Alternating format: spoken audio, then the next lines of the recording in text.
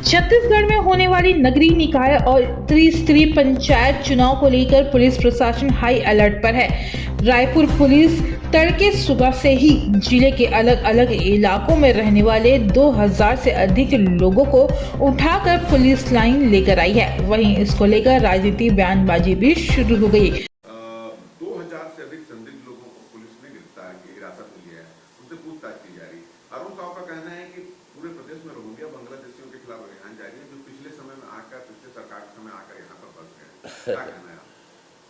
साल भर से सरकार चला रही है, साल भर में अपराध कंट्रोल नहीं हो पाया है और राजधानी पूरी तरह से अपराध का गढ़ बन गया है।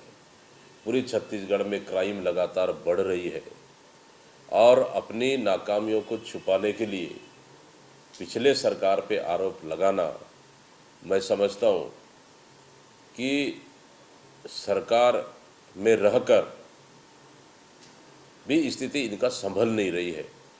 आप आरोप लगाने से अच्छा कम से कम अपना सरकार को ठीक ठाक करते, मैं समझता हूँ वो बेहतर होता।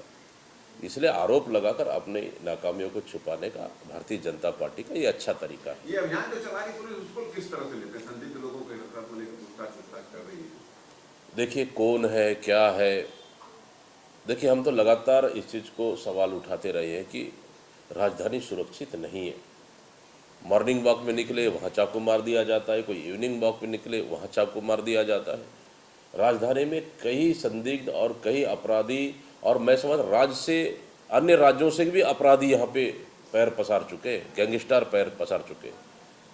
तो सरकार अभी तक सो क्यों रही है? अभी तक सरकार जागी नहीं है। निश्चित रूप से जहाँ भी ऐसे परिस्थितियाँ और संदिग्ध दिखे उन पे कड़ी कार्रवाई करना चाहिए और अपराध को रोकना चाहिए।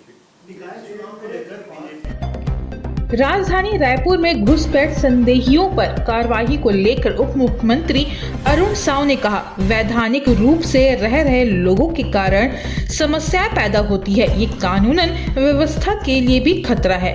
इसकी कोई आइडेंटिटी नहीं है, इसलिए प्रशासन इस मामले को गंभीरता से लेकर कार्रवाई कर रही है। साथ ही साव ने यह भी कहा कि जो भी छत्तीसगढ़ में अवैध रूप से रह रहा है उन पर कार्रवाई की जाएगी। वहीं प्रदेश कांग्रेस अध्यक्ष दीपक बैज ने कहा कि छत्तीसगढ़ में अपराध बढ़ रहा है, इस पर लगाम लगाना, संदिग्ध व्यक्तियों पर कड़ी कार्रवाई करनी चाहिए। वहीं पीसीसी चीफ दीपक बैज ने कहा कि संदिग्ध व्यक्तियों पर कड़ी कार्रवाई करनी चाहिए। साल भर से सरकार चला रहे हैं, साल भर में अपराध कंट्रोल नहीं हो पाया। प्रदेश में क्राइम लगातार बढ़ रहा है। अपनी नाकामियों को छुपाने के लिए भाजपा सरकार पूर्ववर्ती सरकार पर आरोप लगा रहे हैं। बैज ने कहा कि अन्य राज्य से अपराध यहां पैर पसार चुका है। अपराध पर लगाम लगाने, संदिग्ध व्यक्तियों पर कड़ी कार्रवाई करनी चाहिए। जिस प्रकार से अवैधानिक रूप से रह रहे लोग और उनके कारण से कानून व्यवस्था की स्थिति निर्मित होना, शहर में, प्रदेश में अन्य बहुत प्रकार की समस्याएं इनके कारण पैदा होती है। कानून व्यवस्था के लिए भी खतरा है, आम लोगों के लिए भी खतरा है, जिनकी कोई आइडेंटिटी नहीं, कहाँ से आए हैं, कौन हैं, क्या करते हैं। इन सब बातों को ध्यान में रखकर प्रशासन ने इस पर बहुत गंभीरता से ध्यान दिया है और जो भी अवैध रूप से रह रहे होंगे उन पर कार्रवाई निश्चित रूप से होनी चाहिए। इसके पहले भी